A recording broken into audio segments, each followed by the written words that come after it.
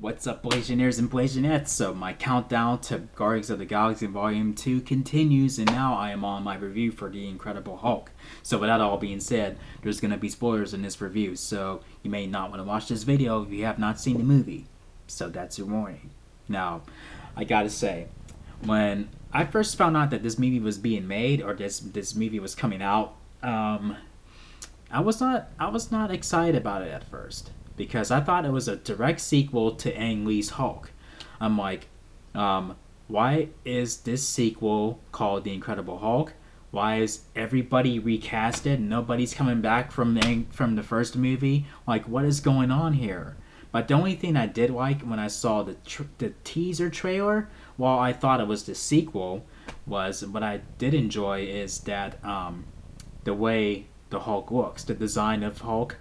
And he looks incredible. No pun intended, but he does look incredible.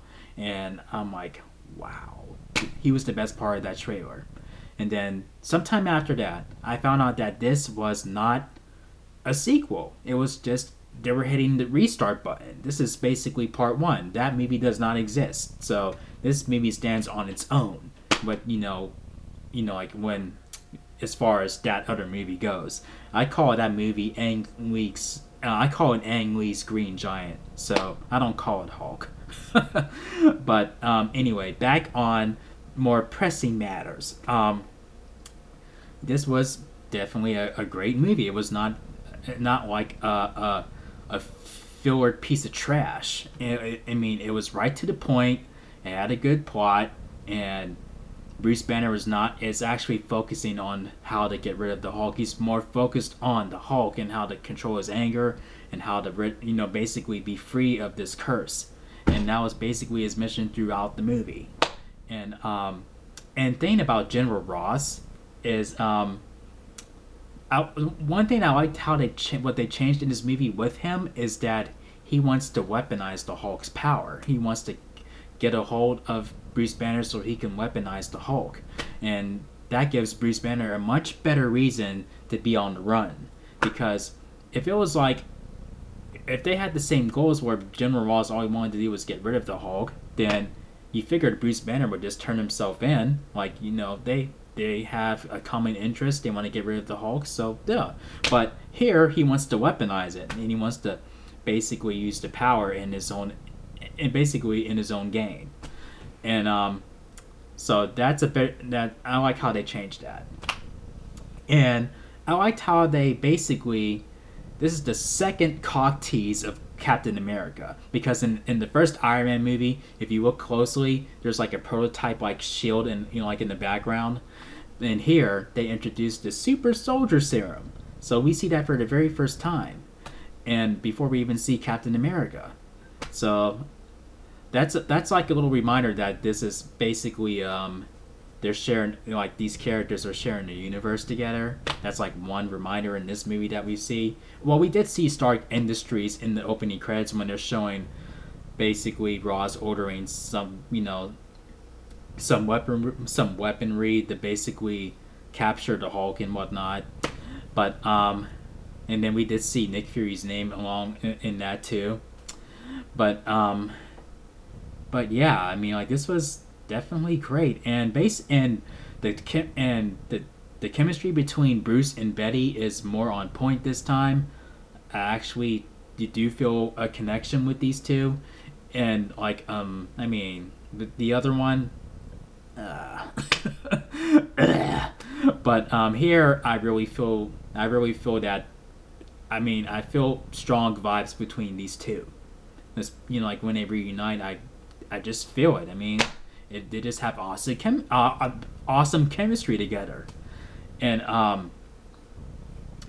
also and since we get to like when it gets to that sex scene though, I mean, I have nitpicks with that, where they're about to have sex and Bruce, his heart rate monitor's going off like dee, dee, dee, dee, dee, and he's getting scared and he's like, no, stop, we can't do this, I can't get too excited.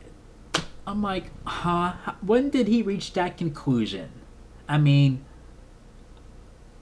I want to assume that he is basically afraid, or where he just hearing the heart rate monitor going off was basically scaring him, where to the point where it just killed the mood for him.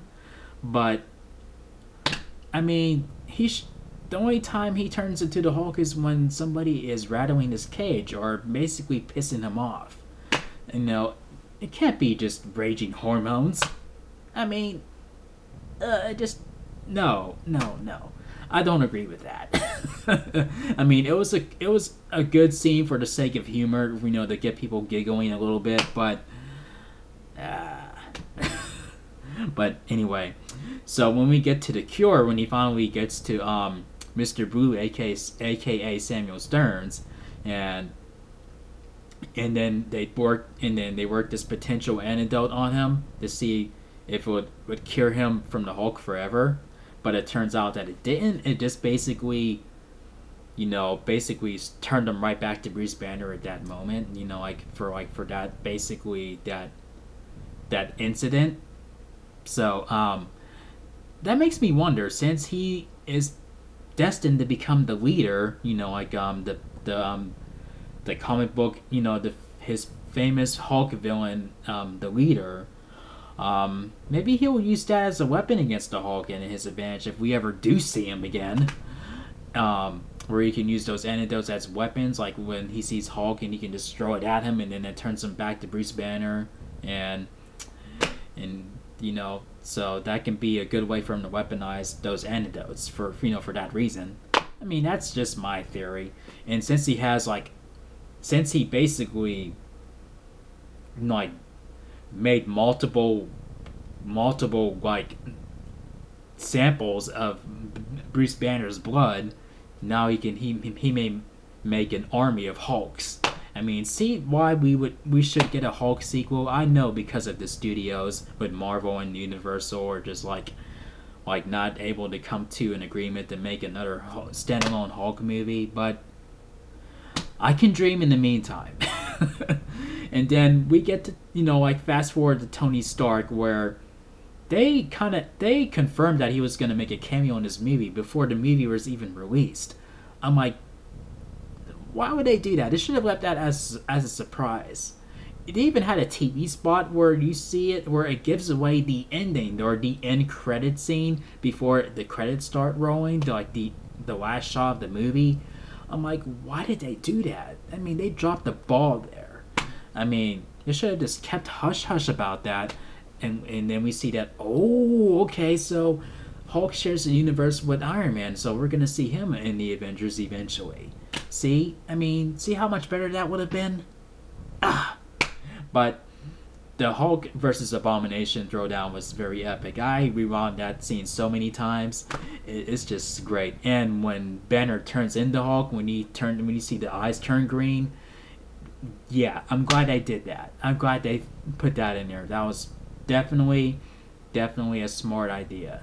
And I was more hyped for this movie than I was for Iron Man. I was looking forward to Iron Man. I was excited, but I was more excited for this movie when I found out that it was going to be standing on its own. It's not a sequel to Ang Lee's Green Giant.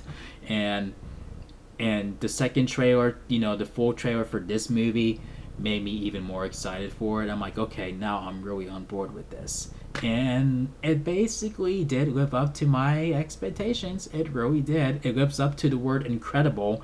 And like when I found out that was like an hour and 54 or 55 minutes, I was kind of bummed because I wanted a long experience, but this was fine for what it is. It was at a steady pace. It didn't drag. It was right at the point. It was really great. It was incredible. So with that all being said, this gets 4.5 chair spins out of 5. So here we go. 1, 2, 3, 4.5 incredible chair spins. So yeah, I will get to my thoughts on Edward Norton being recasted in my review for the Avengers. So I'm just gonna cut it here. So yeah, thank you for watching my review on this movie. If you enjoyed it, make sure you thumb up the video and click subscribe if you're a newbie to the channel. And I will see you guys in my next video on my review for Iron Man 2. So until then, Peace out, y'all.